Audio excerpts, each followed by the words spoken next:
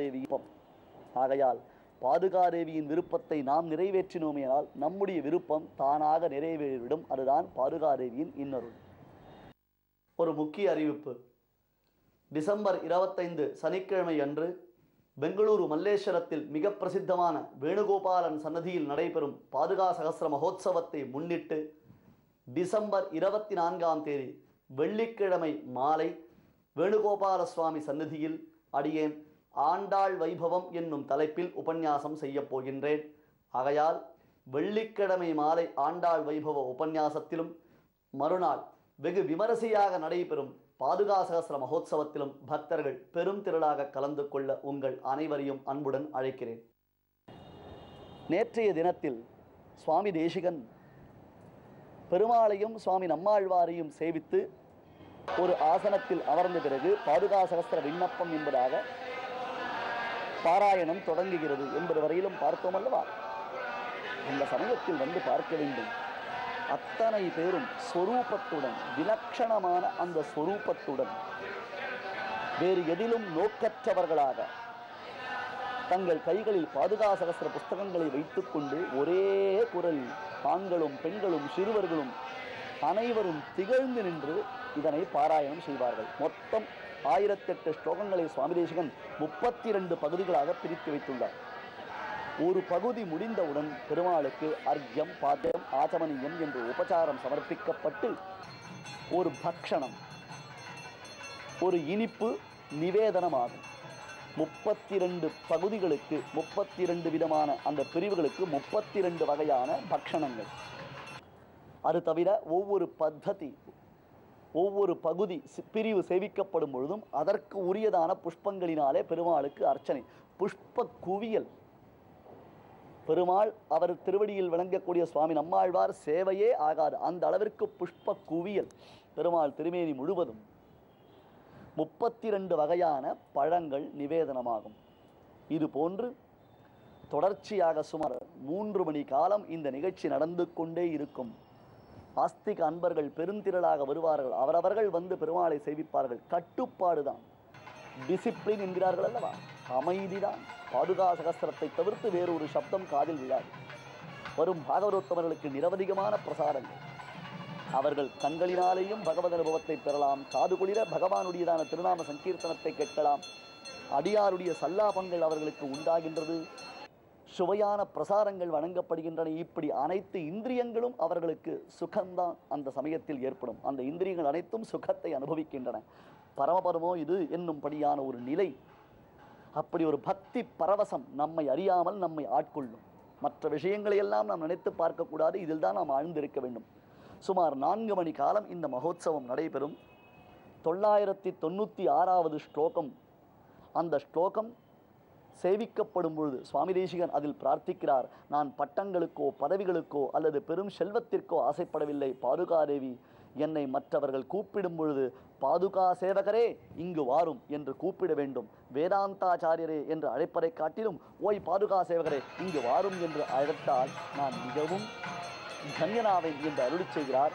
அதற்கு தோற்றும்படியாக அந்த சமயத்தில் தேசிகனுக்கு பாதுகா சேவகர் என்னும் விருது அளிக்கப்படும்.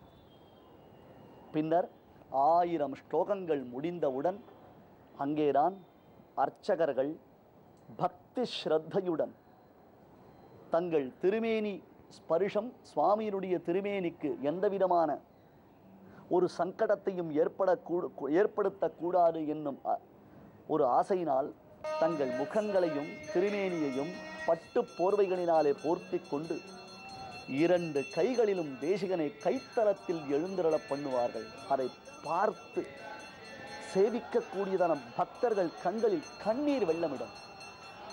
பாதுகாதேவி, நம்மாழ்வார், பெருமாள், அவர் திருவடியில் ஆச்சாரிய சார்வபௌமனான சுவாமி தேசிகன் அந்த கைத்தலத்தில் எழுந்தருளும் பொழுது கல்லும் கரைந்துவிடும். இந்த காட்சிக்கு கண்ணீர் விடாதவர்கள் யாரும் இருக்க முடியாது. கீழே உயர்ந்த ரத்தன கம்பளங்கள் விரிக்கப்பட்டிருக்கும். 2 பக்கமும் சத்திரங்கள், சாமரங்கள், வாத்தியங்கள், உத்கோஷங்கள் என்னும்படியாக அடிமேல் அடி வைத்து பாஞ்சராத்திர ஆகம வல்லுநர்களான அர்ச்சகர் சுவாமிகள் தேசிகனை எழுந்தருள பண்ணுவார்கள். பெருமாள் எழுந்தருளிருக்கும் அந்த மண்டபத்தை சுற்றி பிரதட்சணமாக சுவாமி தேசிகன் எழுந்தருள்வார். அப்பொழுது 1001வது ஸ்லோகம் 1002வது ஸ்லோகம் என்பதாக ஒரு ஸ்லோகம் அது சேவிக்கப்படும். அந்த ஸ்லோகம் முடிந்த உடனேயே தேசிகனுக்கு எச்சரிக்கை. ராமானுஜரயா பாத்ரா ஞான வைராக்கிய பூஷணாம் ஸ்ரீமத் வெங்கடநாதாரியா எச்சரிகை என்று ஒவ்வொரு அடியிலும் எச்சரிக்கை சொல்லி சொல்லி கைத்தாங்கலாக தேசிகன் அடிமேல் அடி வைத்து எழுந்திருவார். அடியார் திரள் அந்த மண்டபம் முழுவதும் நிறைந்திருக்க அவர்களும் இருந்த இடத்திலிருந்தே சேவிப்பதற்கு வசதியாக 4 புறமும் தேசிகனை அப்படி அர்ச்சகர்கள் காண்பிப்பார்கள். திவ்யமான சேவையில் திவ்யமான காட்சி. ஒரு சிறிய 4 கால் மண்டபத்தை சுற்றி பிரதட்சணமாக வருவதற்கு சுமார் அரை மணி காலமாகும். 7 ஸ்லோகங்கள் தான். அதற்குள்ளாக சுவாமி தேசிகனுடைய அவதார சரித்திரம் முழுவதும் கட்டியமாக சேவிக்கப்படும். அதைத்தான் அடியன் பலமுறை கூறியிருக்கிறேன். இது சுவாமி தேசிகன் திருவடி தொழும் வைபவம். வேதாந்த தேசிகன் எம்பெருமானுடைய திருவடி தொழும் வைபவம். ஒவ்வொரு அடியாக வந்து பிரதட்சணம் செய்து பக்தர்கள் ஆனந்த கண்ணீர் எத்தனை முறை சொல்லுவது அதையெல்லாம் நீங்கள் வந்து சேவித்தால் தான் உங்களால் அனுபவிக்க முடியும். நினைந்திருந்தே சிரமம் தீர்ந்தேன் வர வேண்டும் என்றால் இது எம்பெருமான் உற்சவம் இல்லை, இது சம்பிரதாய உற்சவம். அதை நீங்கள் நினைவில் கொள்ள வேண்டும்.